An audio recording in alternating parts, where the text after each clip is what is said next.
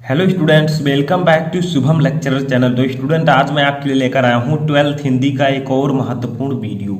Student, इस video में हम 12th हिंदी संस्कृत के एक मोस्ट इम्पॉर्टेंट गद्यांश को पढ़ेंगे। स्टूडेंट, जैसा कि आपको पता है कि 12th हिंदी का पेपर आने वाला है और हिंदी के पेपर में जो खंड खा होता है आपका, जिसमें आपका संस्कृत और व्याकरण होता है, उसमें हम 7 नंबर के पूछे जाने वाले एक महत्वपूर्ण गद्यांश को पढ़ेंगे। ये गद्यांश जो है आपके बोर्ड एग्जाम में 7 नंबर का पूछा जाता है, इसलिए ये वीडियो आपके लिए बहुत ही इंपॉर्टेंट है। तो वीडियो को लास्ट तक देखते रहें। देखिए, गद्यांश में होता क्या है, आपको दे दिया जाएगा कि दिए गए गद्यांश का संदर्भ सहित हिंदी में अनुवाद कीजिए। जैसे ये आपका एक गद्यांश, ठीक है, इतना पड़ा। अब इसी गद्यांश को हम इस वीडियो में संदर्भ के साथ हिंदी में अनुवाद करेंगे। ये गद्यांश जो है ये जातक कथा के उलूक जातकम से लिया गया है, ठीक है।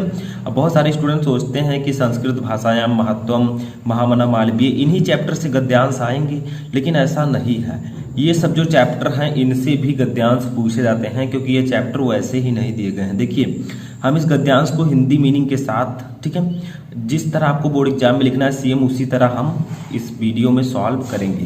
पहले पढ़ लेते हैं क्या है। अतीते प्रथमे कल्पे जनाः एकम विरूपम सौभाग्य प्राप्तम सर्वाकार परिपूर्ण पुरुषम राजानुकुवर्णन, ठीक है। चतुष्पदा अति सन्निपत्य एकम सिंहम राजानुकुर्वन् ततः शकुनगणः हिमवत् प्रदेशे एकस्मिन् पाषाणे सन्निपत्य मनुष्येषु राजा प्रज्ञाते तथा चतुष्पदेषु च अस्माकं पुनरंतरे राजा नास्ति अराजको वासो नाम न वर्तते एको राजस्थाने अस्थायित्य इति उक्तवन्तः, ठीक है। अथ ते परस्परं वलोकयन्तः एक मुलूकम दृष्ट्वा अयम नो रोचते इत्योचन। देखिए, ये आपका जो है संस्कृत का गद्यांश है, ठीक है, मैंने पढ़ दिया। अब बहुत सारे स्टूडेंट पढ़ भी नहीं पाते, ठीक है, अच्छे से संस्कृत। तो देखिए, इसको हम करेंगे क्या। सबसे पहले इसे अगर हमें सॉल्व करना, अभी मैं आपको हिंदी मीनिंग बताऊंगा, लेकिन अगर इसे सॉल्व करना है तो मैंने आपको बताया है कि सबसे पहले आप क्या कीजिए, जो फर्स्ट वर्ड है, जैसे यहाँ पर है अतीते, ठीक है, अतीते, फिर डॉट डॉट करके, ठीक है, डॉट डॉट करके यहाँ पर आपको लास्ट वर्ड लिखना है। लास्ट वर्ड है इत्योचन, ठीक है। तो इसको लिख देते हैं इत्योचन,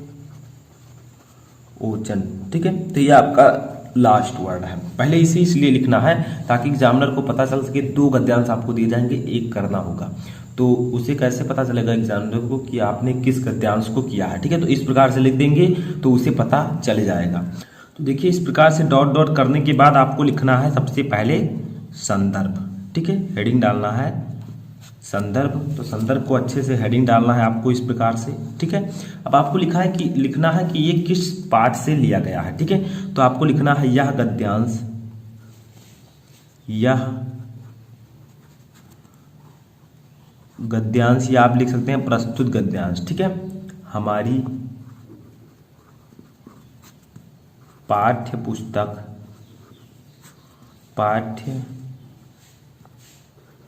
पुस्तक, ठीक है, के संस्कृत भाग, क्योंकि ये संस्कृत है तो आपको लिखना है संस्कृत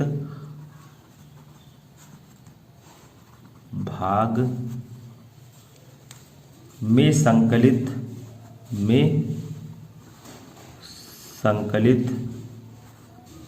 अब पाठ का नाम लिखना है। तो ये पाठ का जो नाम है वो है जातक कथा, ठीक है, जातक कथा। तो जातक कथा नामक पाठ के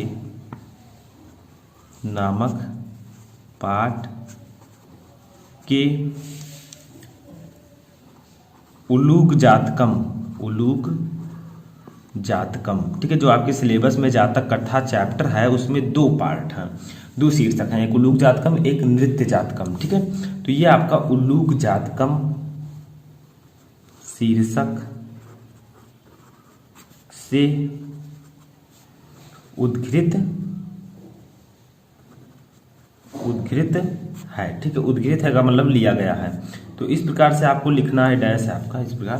तो देखिए, ये गद्यांश हमारी पाठ्यपुस्तक के संस्कृत भाग में संकलित जातक कथा नामक पाठ के उलूक जातकम शीर्षक से लिया गया है या उद्धृत है, ठीक है। तो इस प्रकार से संदर्भ में हमें पाठ का नाम लिखना होता है।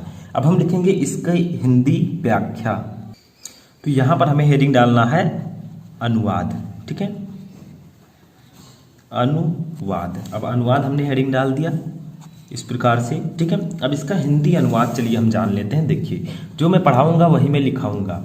तो देखिए क्या है, अतीते प्रथम कल्पे जनः एकम विरूपम सौभाग्य प्राप्तम सर्वा कार्य परिपूर्ण पुरुषम राजानुकुवरन।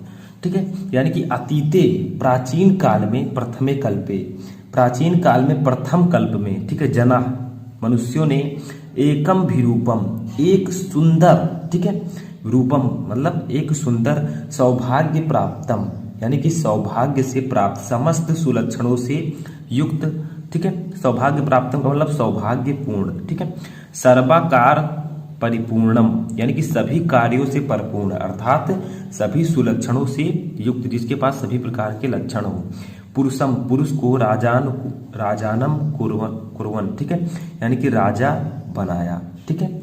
तो क्या कहा गया है कि प्राचीन काल के प्रथम कल्प में मनुष्यों ने एक सुंदर, सौभाग्यशाली और सुलक्षणों से युक्त, ठीक है, पुरुष को अपना राजा बनाया। अब हुआ क्या कि चतुष्पदा अपि सन्निपत्य एकम सिंह राजानम कुर्वन, ठीक है, यानी कि इसका मतलब क्या होगा, चतुष्पदा यानी कि चौपायों ने, जिसके पास यानी कि पशुओं ने, इसका अर्थ, ठीक है, जिसके पास 4 पैर होते हैं। अपि सन्निपत्य, ठीक है, यानी कि एकत्रित होकर, एकम एक, सिंह मतलब शेर को, ठीक है, सिंह का मतलब शेर को, राजानम कुर्वन यानी कि राजा बनाया। तो देखिए यहाँ पर कहा जा रहा है कि चौपायों यानी कि पशुओं ने भी इकट्ठे होकर एक सिंह को यानी कि शेर को राजा बनाया। तथा शकुनी गढ़ का मतलब होता है पक्षियों, ठीक है, पक्षी। हिमवत प्रदेश, हिमाचल प्रदेश, हिमालय प्रदेश, ठीक है, एकस्मिन इकट्ठे होकर, एकस्मिन, ठीक है, पाषाणे यानी कि एक शिलातल, बड़ा सा पत्थर जो होता है उस पर सन्निपत्य इकट्ठे होकर कहा, ठीक है, यानी कि चौपायों ने तो अपने सिंह को राजा बनाया, तब पक्षियों ने हिमालय प्रदेश में एक शिलातर पर एकत्रित होकर कहा, क्या कहा, मनुष्येषु राजा प्रज्ञायते तथा चतुष्पदेषु च, यानी कि मनुष्येष राजा, मनुष्यों में राजा प्रज्ञायते दिखता है, तथा चतुष्पदेषु च और चौपायों में भी, यानी कि कहा कि मनुष्यों का राजा है और चौपायों का भी है। अस्माकम पुनरंतरी राजा नास्ति, यानी कि अस्माकम हमारे, पुनरंतरे बीच, राजा नास्ति नहीं है, और हमारे बीच राजा नहीं है। तो ये सोच रहे हैं कि हमें भी किसी को राजा बनाना चाहिए। तो देखिए अराजको वासे नाम न वर्तते, यानी कि अराजको वासे बिना राजा के नाम न वर्तते, रहना ठीक नहीं है, ठीक है, यानी कि बिना राजा के बिना रहना ठीक नहीं है।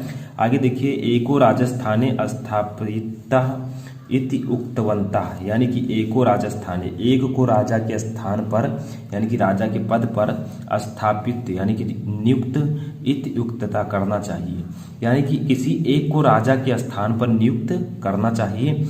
अथ ते परस्परम वलोकयन्तः एक मुलूकम दृष्टवा, ठीक है, यानी कि अथ ते परस्परम वलोकयंत, तब उन्होंने राजा, ठीक है, राजा जो है तब उन्होंने एक दूसरे पर दृष्टि दौड़ाते हुए, एकम उल्लूकम एक उल्लू को देखकर, दृष्टवा देखकर कहा, तब उन्होंने एक दूसरे पर दृष्टि दौड़ाते हुए, एक दूसरे को देखते हुए एक उल्लू को देखकर कहा, अयम नो रोचते, यानी कि यह हमको पसंद है, ठीक है, इत्तवोलोत्कन यानी कि कहा।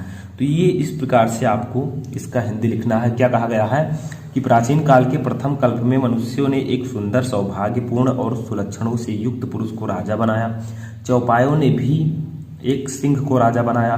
तब पक्षियों ने, ठीक है, तथा शकुनी गढ़ा, तब पक्षियों ने हिमालय प्रदेश के एक शिलातल पर इकट्ठे होकर कहा, मनुष्यों के बीच राजा है और चौपायों के बीच भी, लेकिन हमारे बीच राजा नहीं है, ठीक है, और बिना राजा के रहना ठीक नहीं है, ठीक है, और हमें किसी एक को राजा के पद पर नियुक्त करना चाहिए। तब उन्होंने परस्पर एक दूसरे पर नजर दौड़ाई और एक उल्लू को देखकर कहा कि ये हमको पसंद है, ठीक है। तो यही हमें यहाँ पर अनुवाद में लिखना है। तो हम लोग चलिए लिखते हैं। तो लिखेंगे प्राचीन काल के प्रथम कल्प में मनुष्यों ने एक सुंदर, ठीक है, एक सुंदर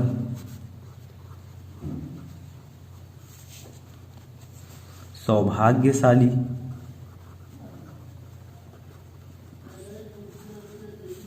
सौभाग्यशाली एवं समस्त सुलक्षणों से युक्त पुरुष को राजा बनाया। ठीक है, राजा बनाया। अब क्या हुआ, चौपायों ने यानी कि पशुओं ने। ठीक है, चौपायों ब्रेकर में लिख देते हैं पशुओं। ठीक है, पशुओं ने भी इकट्ठे होकर, ठीक है, इकट्ठे होकर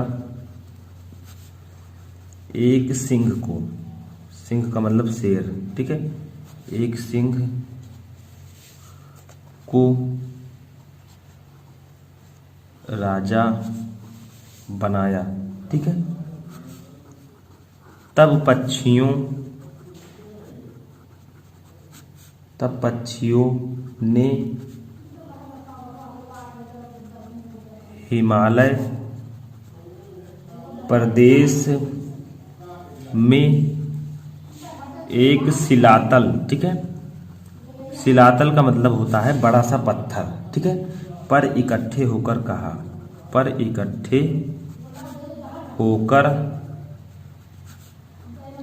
कहा,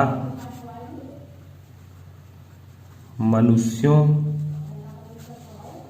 में राजा, ठीक है, में राजा दिखता है, यानी कि मनुष्यों में राजा है और चौपायों में भी, ठीक है, और चौपायों में भी,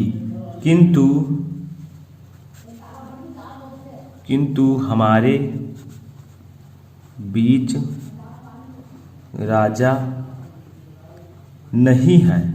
ठीक है, राजा नहीं है। अब क्या कहा गया कि राजा के बिना रहना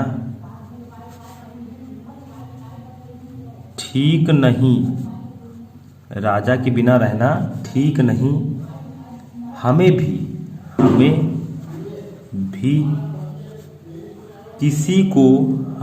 किसी को राजा के पद पर, ठीक है, राजा के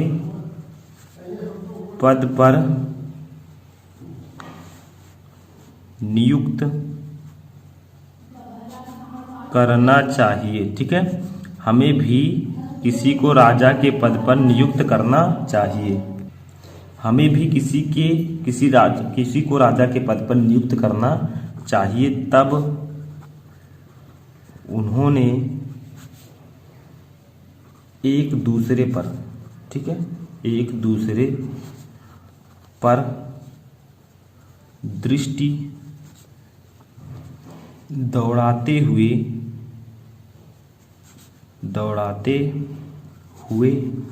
एक उल्लू, ठीक है, एक उल्लू को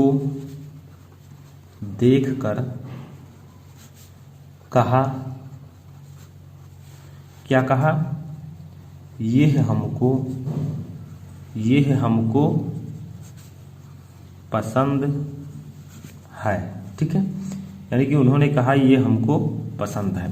तो इस प्रकार से आपको संदर्भ और व्याख्या लिखना है। ठीक है, जिस प्रकार से मैंने आपको बताया सेम इसी प्रकार से आपको संदर्भ लिखना है। ठीक है, ये गद्यांश हमारी पाठ्य पुस्तक के संस्कृत भाग में संकलित जातक कथा नामक पाठ के उलूक जातकम शीर्षक से उद्धृत है और अनुवाद भी आपको सामने लिखा हुआ है। तो अगर ये पूछा जाएगा तो आप आसानी से कर सकते हैं और इसी प्रकार से लिख सकते हैं। तो आई होप कि आपको ये वीडियो अच्छा लगा हो। तो वीडियो को लाइक कर दीजिए। चैनल पर नए तो चैनल को सब्सक्राइब कर लें और कोई भी क्वेरी है तो कमेंट बॉक्स में बताएं।